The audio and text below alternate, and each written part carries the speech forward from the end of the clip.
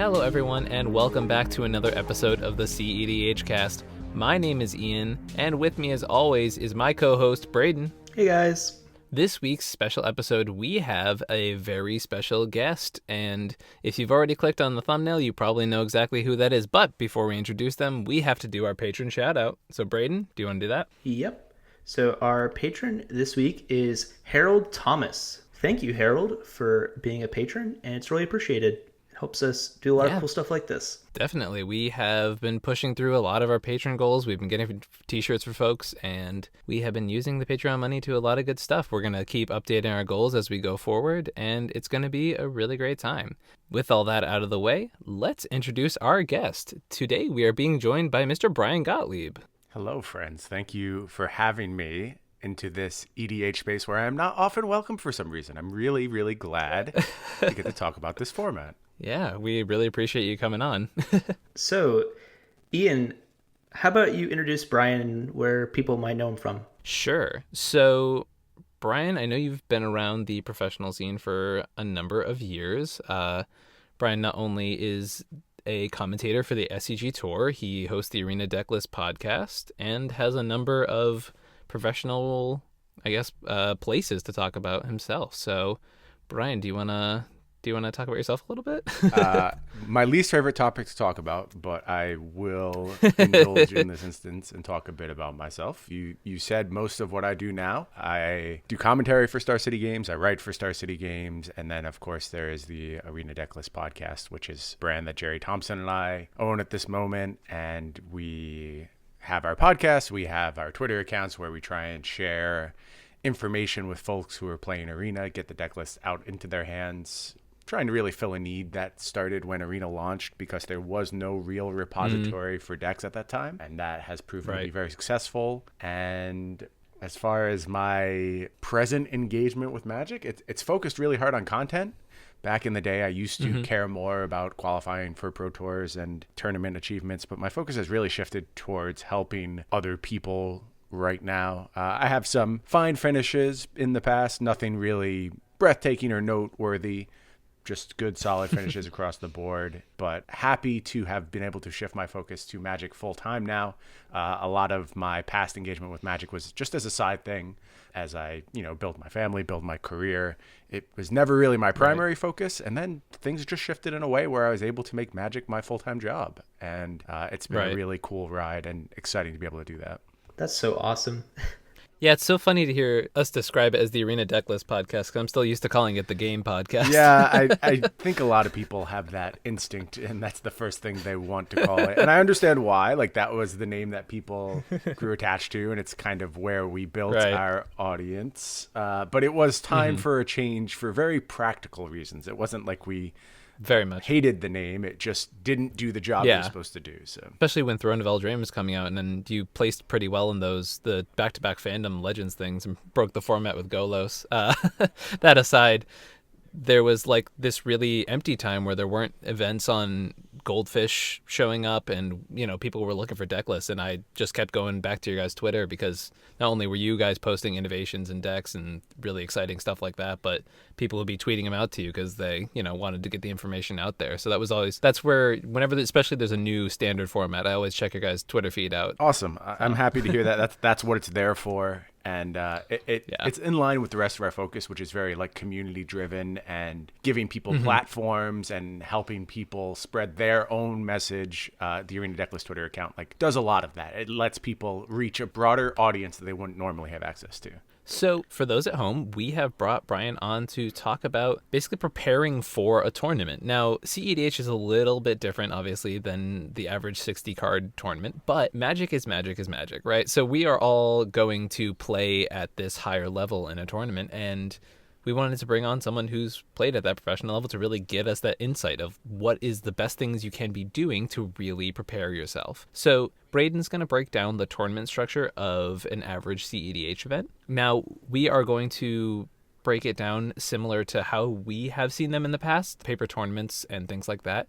We're going to reflect similar to the DDM event, which is obviously a brand that Braden has worked on. So that's how we're going to be talking about it for this specific episode. However, we're going to mention other tournaments. For example, I'm playing in a Cockatrice tournament this weekend called the Marchesa event, and the structure of that isn't really indicative of the average tournament, so I did not want to talk about it specifically for this episode. So, Braden, do you want to break down the average cEDH tournament? Sure. Sort of? Yeah. So typically there's 4 players, so that's a little bit different. Obviously, there's some number of rounds. After a number of rounds, there's a cut to a top 64 or a top 16. And from the top 64 to the top 16, there's a single elimination. So you play a single round. If you win, you go to a top 16. If you win a round in the top 16, you go to the top 4. And the top 4 is the final round of the tournament. Whoever wins that single round wins the whole event. So that's one thing that's very different from regular tournament Magic is that, especially in those final rounds, it is one game decides all, which is kind of wild because we're used to, the average 3-game match in standard tournament Magic. So cEDH definitely is different in that sense. Yeah. And finally, usually these events just last one day. So there aren't any popular paper events which last like an entire weekend. So that does mean you're locked in usually from the early morning to possibly at night because Commander games are pretty long. Yeah, I mean, we were going from 10 a.m. to 10 p.m. when we did the DDM in Philly, right? Yeah, that was pretty crazy. A lot of games at the time. It's a lot like, Definitely. Pretty sure there was a Philly SCG event recently that had the exact same thing happen where most of the rounds went to time and it ended up going crazy long. Guess there's something about those Philly players. Yeah, we're the worst. I think it's because of the SCG events, they have that casino nearby, so you can just like shoot out between rounds and oh yeah, get a few hands of blackjack in, and that delays the entire tournament from that point. Right, because you got to look for all those gamblers mid-round. You got to call the judges down from upstairs. So that's a typical tournament structure if you're playing in paper. Of course, online it's different. Now that we've explained that, we're going to start getting into the core topic, preparing for a tournament. So I guess we can start out with our first question. How do you mentally and physically prepare for an event? So some of the problems that people might run into is, maintaining focus over time, pacing yourself. How do you attack those problems, Brian? Well, I think that's a really broad question, right? Like hitting all of the mental and physical hurdles you may face in the course of an event. It's such a broad potential list of hurdles that you may have to overcome. So I will try and be general with the answer, because if I try and address each thing you have to face throughout the course of a really long event, I would be here forever. Yeah. But it's just about like simulating the circumstances under which you will be playing.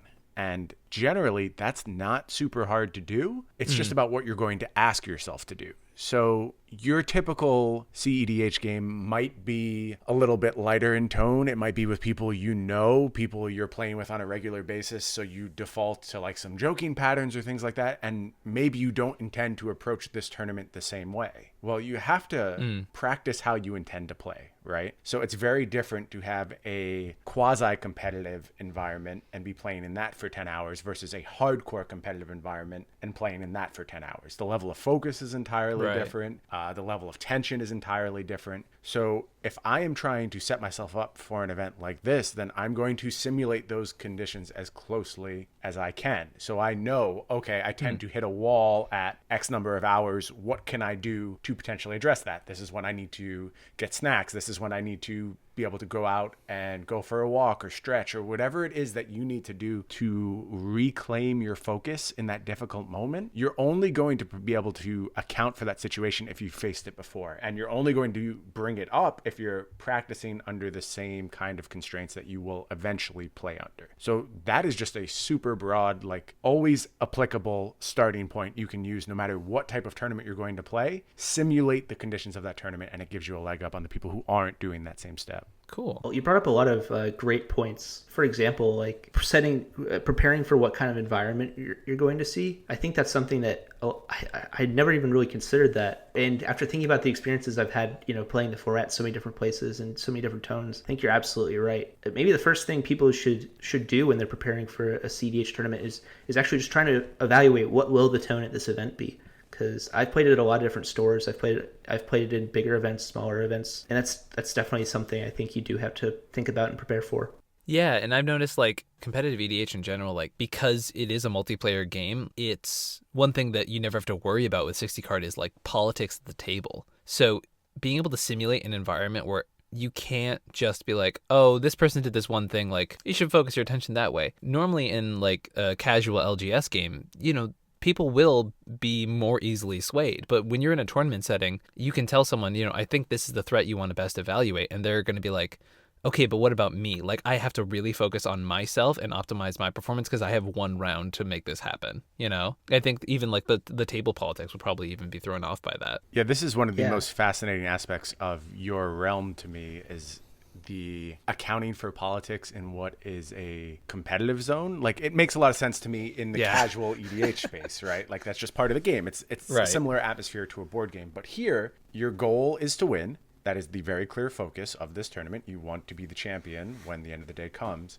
But you still have to account for these things. So basically everything you do when you walk in the door of this tournament is influencing how well you were able to play a political game, right? Like the way you dress, the way you look, the way you talk to other players, like all of those things can ultimately have an impact on your success in the tournament. And that is mind-blowing to me and seems like so much to account for. It's one of my favorite things about the format, though. Like, I was playing last night on Cockatrice, and I realized someone had made a rules mistake, like just a really minor one, like they had missed a trigger or something, or there was a trigger on the stack, and we were like setting the stack up, and someone had forgotten something, and I could correct them in a way that was like fair and honest and not angle shooting, while also making them focus their attention to something different that I did, so they wouldn't think of targeting my thing with that trigger. And that's like a aspect of the game that like I love, but I can understand not wanting that to be part of the game at the same time. But that's what I find intriguing. I definitely have lost rounds in a tournament before because I have pointed out the correct play to an opponent, said you need to do this, and they have blatantly ignored me. We lost because of that result. So like it is definitely a frustrating part about the competition. Yeah, it's just so different. And it's like when EDH first appeared, I will be honest, I was one of those competitive snobs who was like, oh, I only play the most focused form of Magic, the true form of Magic. And now I just don't buy that line of thinking anymore. And it's not to say I am a regular EDH player. I just have honestly never played the format, but I still respect it. And I recognize that it's something different and it's something that does require a unique skill set. It's not the same as the competitive typical Magic that I come from, but that doesn't diminish it in any way. It's just a completely different skill set and so many more things you have to account for. And I think it's fascinating that it's also a little bit underdeveloped too. Like having this discussion right now, it's not a discussion, at least in my sphere. I mean, obviously in your sphere, being someone who hosts a competitive EDH podcast, you talk about it way more. But in my sphere, even among the people who have some peripheral access to the format, it's just not contemplated and it's not strategized about. And it's really a nascent format, and those are the best formats to me, the things you can really make your mark in and explore and look to do something new in. It's kind of like when Pioneer first came out, there was all these unexplored landscapes to really tackle, whereas table politics, we have primers on how to play this format, but I don't think we ever had a primer on how to deal with your opponents. I actually did. I wrote a primer for Feather, which is like a Boros commander, and in the primer I wrote about how because you're playing Boros, people are going to think you're bad. And they're right, you are bad, but you could take their bad threat assessment and use it to your advantage to leverage certain interactions. Like you want to make the blue player play a specific way so that your pyroblasts are more valuable and stuff like that. Like I wrote this huge primer on like basically playing bad decks in the format. That's why I love cEDH though, to be honest, like because I get to write stuff like that. And because the format's so fresh and so new, like if you're just interested in writing about it or making content about it, you can become someone that gets to have these conversations more and more often, which is great. So, Bryan, I know that you personally, you've mentioned before on your podcast and stuff, that you have a propensity to lean towards control as an archetype. Does that tend to like exhaust you more as someone, like I tend to lean sort of towards that as well.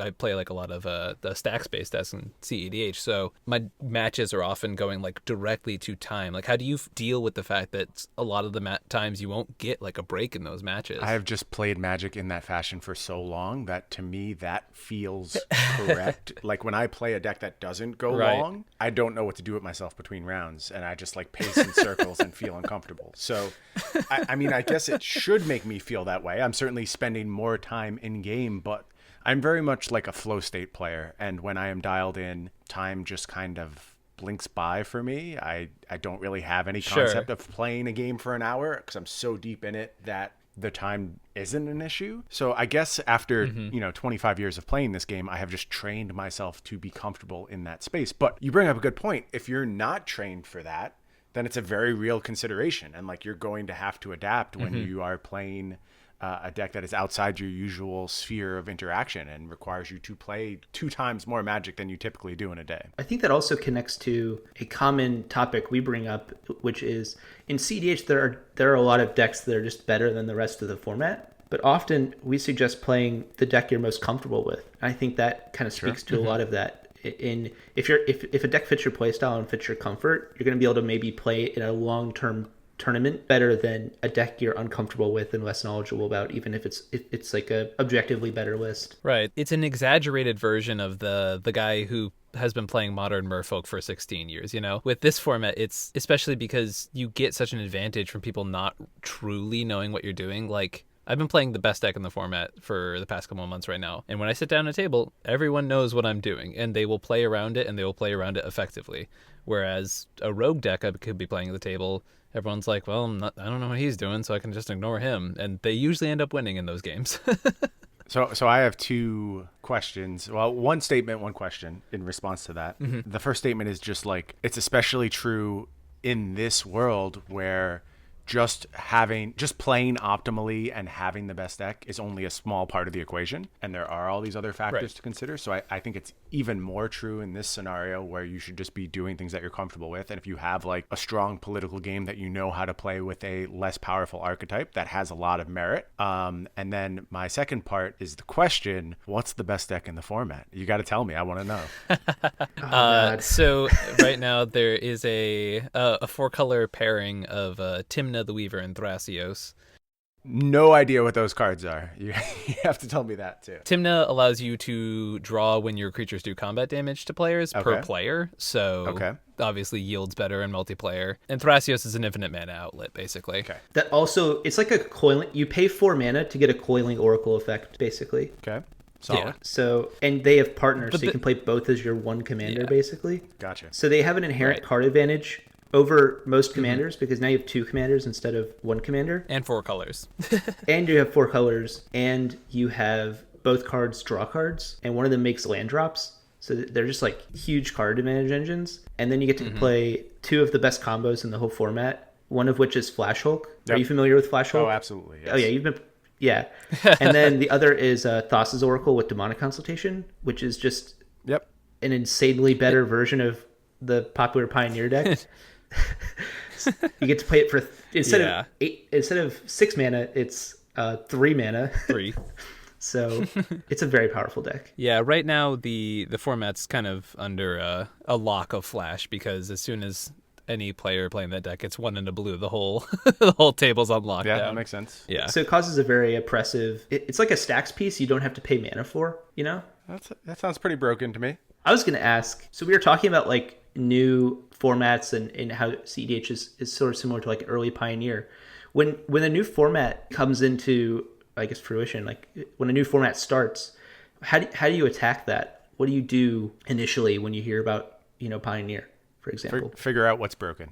I mean, that's just step 1, especially with a format like Pioneer where you're just getting access to a huge card pool at once. There is just a very good chance that something interacts in a way that has never been contemplated by anyone. Something like Inverter of Truth, Thassa's Oracle is a pretty clear example of they felt very, very comfortable imprinting Thassa's Oracle. I question whether anyone for 1 second was like, oh, there's also Inverter of Truth around. It's possible. It's certainly possible. I'm not disqualifying the possibility, but it seems more likely that Inverter of Truth is never contemplated, right? So the fact that there was a very minute ban list to start with the format pointed me in the direction of like, I'm just going to explore all these broken combos. Unsurprisingly, Felidar Guardian Saheeli Rai established itself very early on. Like, that's just a clearly powerful interaction.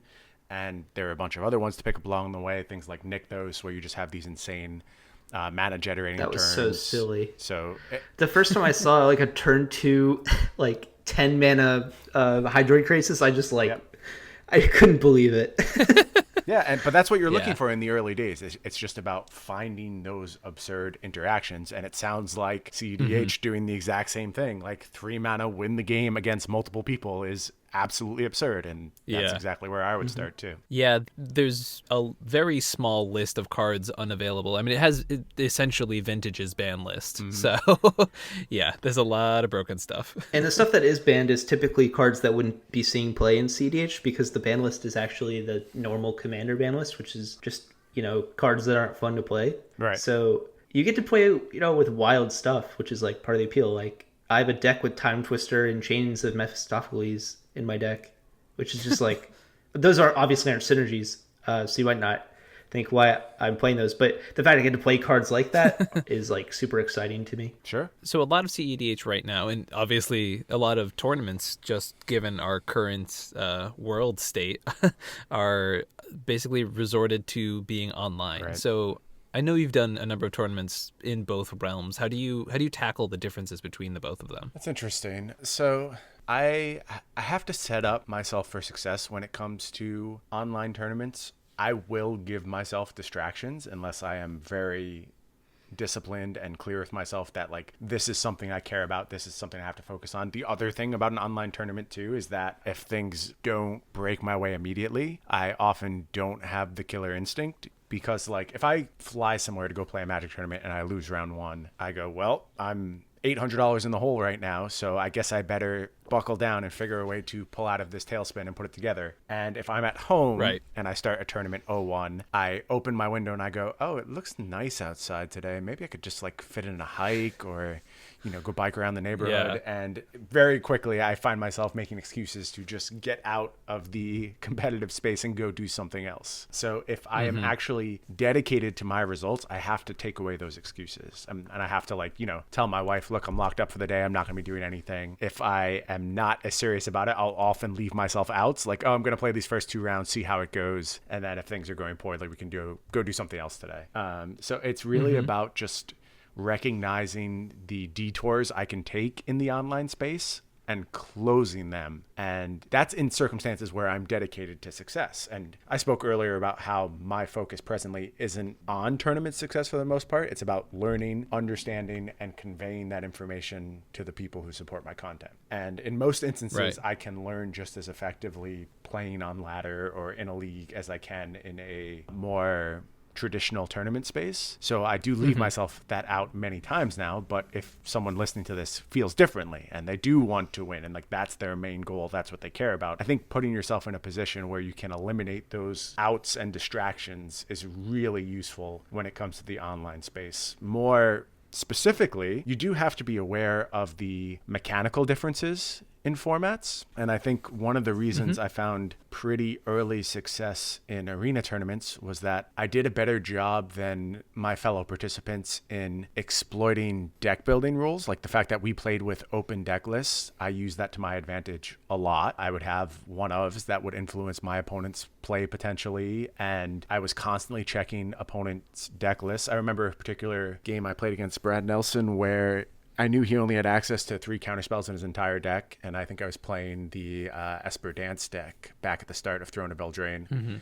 And knowing he only had access to 3 counterspells, I was able to shape the entire game in a fashion where it's just like, okay, all I have to do is burn through these 3 counterspells, then I will at one point have a trump to anything he can possibly do. So Right. it's just about being aware of the new opportunities you were offered by online play. And then something like Arena, it's about, taking manual control in some instances. So the program will pause and your opponent can then think you have a counterspell, because if it just passes through that point, it's obvious you don't have a counterspell, and it's obvious at every single point for the rest of the game. So you have to go ahead and use full control and represent that you have some type of instant interaction if you're going to influence your opponent's play. Stuff like that doesn't come up Right. in person. So just these small differences between how the platforms actually operate can completely change game plans. Yeah, That's wild. one thing I wanted to mention was, in my experience, politics is very different in paper and online Sure. in Yeah, I buy that. cEDH. So like your voice is a much larger part of politics online, where in person I think like a large part of it is your like your mannerisms, where you point to things where you like if you've ever like seen someone play poker, there's like certain mannerisms people have, there's certain ticks people have, and so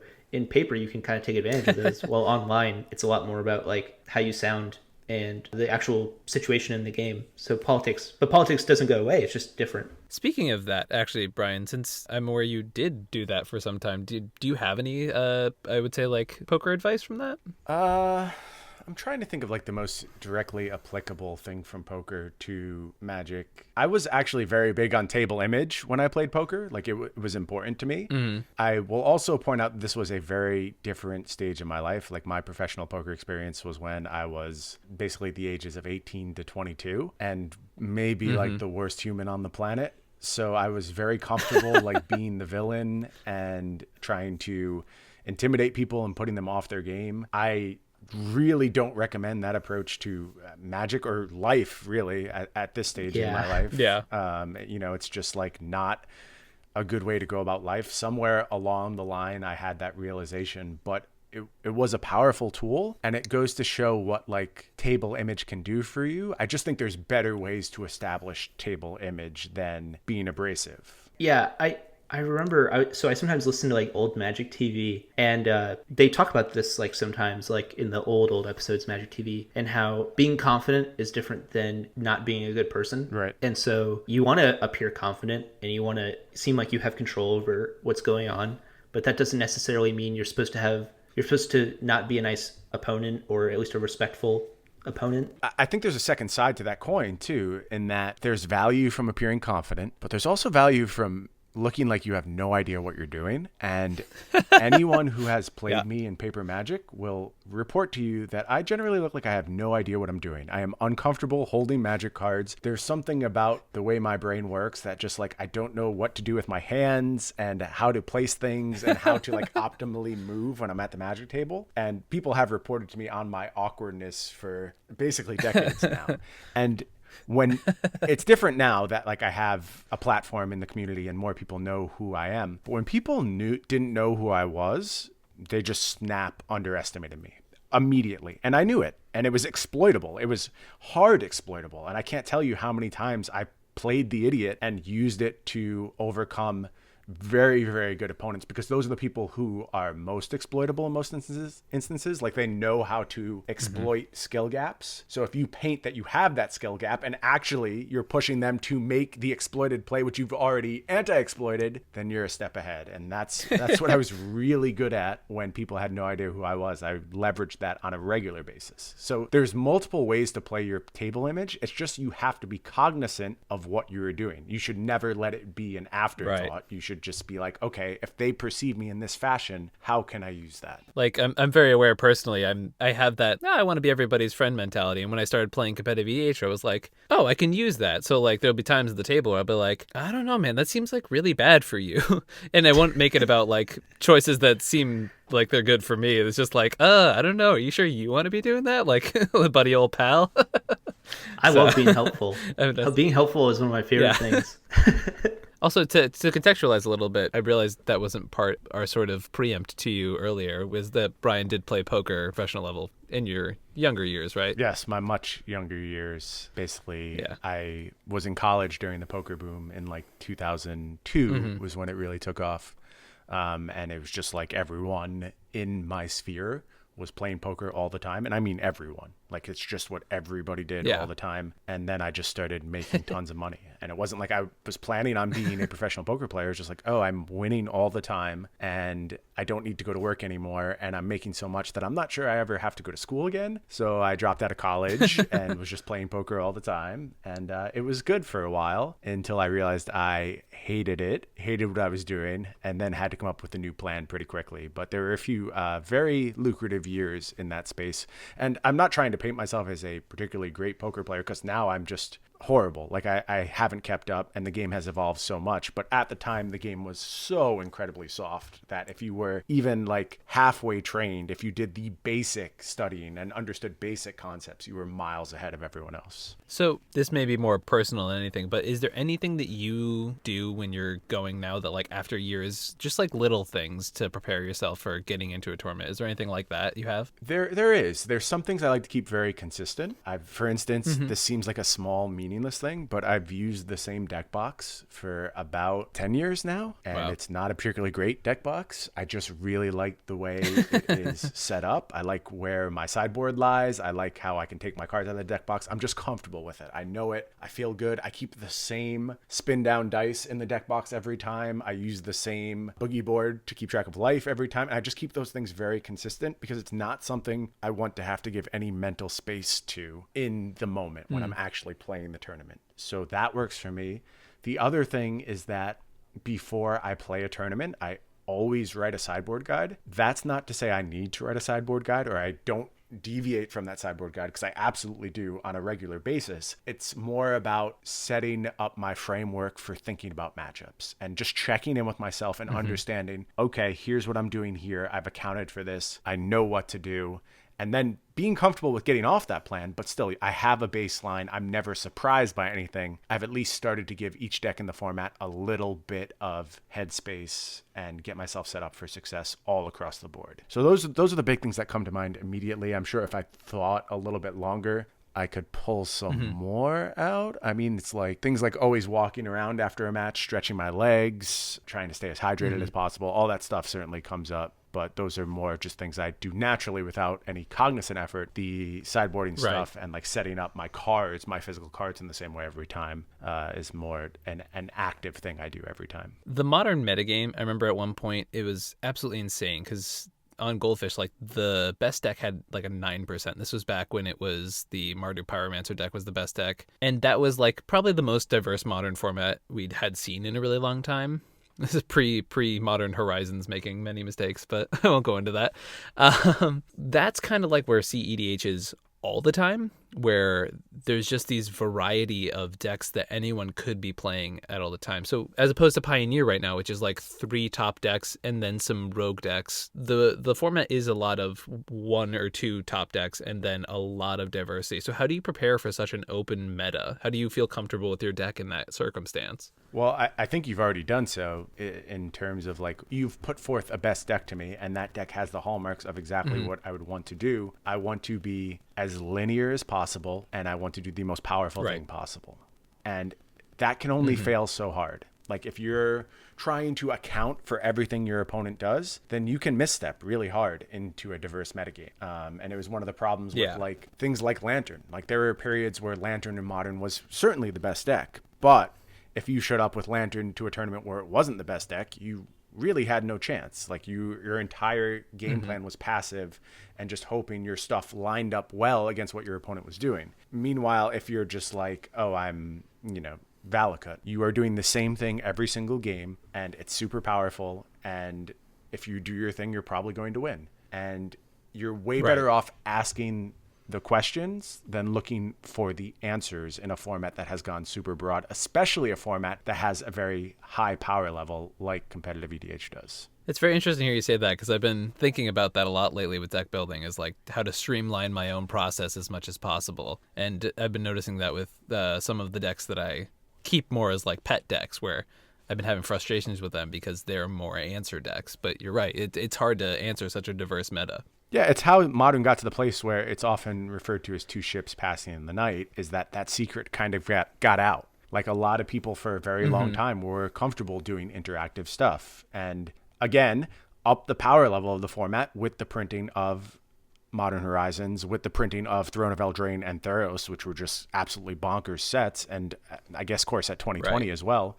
So you keep upping the power level of the format, it just becomes abundantly clear, like I am just supposed to try and do my thing every single time, and it's going to be so powerful that my opponents can't account for it. I used to play Modern years ago, and I do miss playing those extremely reactive. I used to play like the Splinter Twin deck, and I played Delver or Jeskai Control, and those decks were a lot of fun. Yeah, I agree. I do miss getting to to play those decks. I agree. And I don't know if that can ever come back, quite frankly. Like, it's one of those things where you let the genie out of the bottle and it's part understanding on part of the player base. And once you've seen how powerful these linear decks are, it's hard to go back. And then it's part power level too. So I don't know. I think the next time they dip their toes into printing cards directly into the Modern format, and I'm so sure they will. Like, Modern Horizons, by all accounts, was a pretty huge success. I would be shocked if they didn't go back to the well. But it also had a lot of failures along the way. And I think it ultimately emphasized the worst parts of Modern in the end. And if they're going to avoid that, they have to be so heavy-handed in empowering answers and empowering strategies that take multiple turns to develop, but do it in a way that isn't snowbally. Because in theory, Urza is a card that takes time to develop, right? But when you've spent your first 3 turns playing artifacts, and then you play Urza and you're plus 6 mana and you have a draw engine and a kill condition all in one, then it doesn't really matter that it's a card that required a little bit of setup. It's just you've played it and the game is effectively over, whether it's going to last 10 more turns or not. We often see a lot of turn 2 Urzas after Soul Ring or Mana Crypt in this format. Yeah. So you know the pain. You know what it's like facing down that.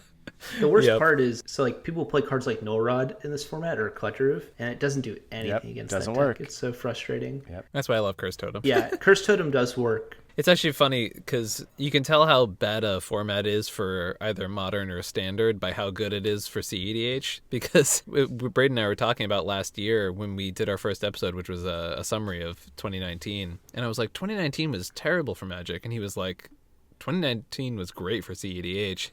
They kicked the power of the format up everywhere else, which meant cEDH got a lot of playable cards. Sure. I get to play 2 Yawgmoth Wills now. What is with that?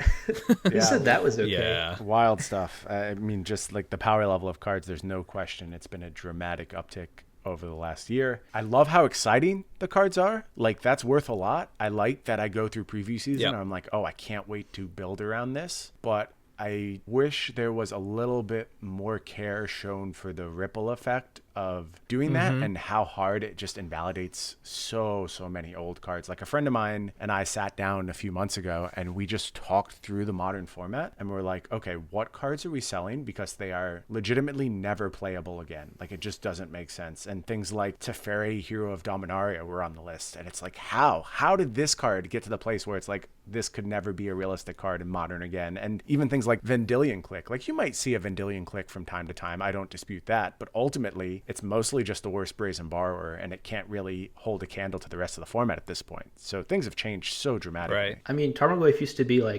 $250 card, remember? Right, that's another one, yeah. It's not representative of the Modern format anymore. Correct. All right, Brian, do you have any last sort of quick tips for our pre-tournament folks out there, especially those who are competing tomorrow with myself? I am a huge fan in believing in yourself when it comes to a tournament. If you've entered this tournament, you're comfortable with the format, you understand what you're doing, you've thought a lot about your deck, and this is the time to put all those doubts aside and just be like, I believe in these conclusions I've reached. Let's put it to work now. And if you are doing that, you often find yourself in a pretty good place. So the time for doubt is over. The time for belief is now. Awesome. So my local game store, where we host a bunch of cEDH stuff, has a promo code for the Magic Fest Online event that's going on right now, I think. The promo code is the comic book store. So it's all capital letters and spaces between the comic book store. Yeah, to give a little context to what Braden's talking about, they're allowing for codes to be input so that people who sign up for these online Magic Fests while we are currently all isolated, or at least a portion of the funds are going to local game stores. So if you have a game store near you that you want to support, that's awesome. If you are signing up and don't have one, definitely give Braden's local store a shout out. But there's tons of local stores and tons of places that I know everyone goes to. So please, support your local game store, because when the world stops ending, we're going to need a place to go play cards together. Brian, do you have a place that you were interested in shouting out? Sure, I would love to shout out my friends at Flipside Gaming. That is, I live in Seattle now. I used to live in upstate New York. A bunch of my friends started a really great Magic store in upstate New York. It's where I used to play before I moved, where a lot of my friends still play. And I believe their code is just Flipside Gaming, space between Flipside and Gaming, all caps. And shout outs to Channel Fireball for doing this at a time which is really tough for LGSs. It's definitely going to take a lot for a lot of these stores to make it through. And if you care about Yeah. your LGS, if you want them to be there when this is all over, I advise you to find out what you can do for them. Of course, take care of yourself. I know everyone's facing a pinch right now. You know, you have to put your health, your family's health first, unquestionably. But if you can help out your local store, I am sure they appreciate it right now. Now, Braden, do you want to shout us out on our social media where people can find us? Sure. So we're on Twitter at the cEDH Cast. We also have a Patreon and a Discord, which you can also find the links for those in the description. We're on YouTube, and we're on Spotify, Stitcher, SoundCloud, Google Podcasts, and we're finally going to be on Apple Podcasts after all this time. It was hard, okay? And so we're finally on there. So check us out on there when we finally do get approved. We're the cEDH Cast on basically everything. So Yeah. Awesome, everyone. Thank you for joining us for another episode of the cEDH Guest. Thank you, Bryan, for joining us on this episode. My pleasure. Thanks for having me. All right, everybody. Have a great week. Bye. bye.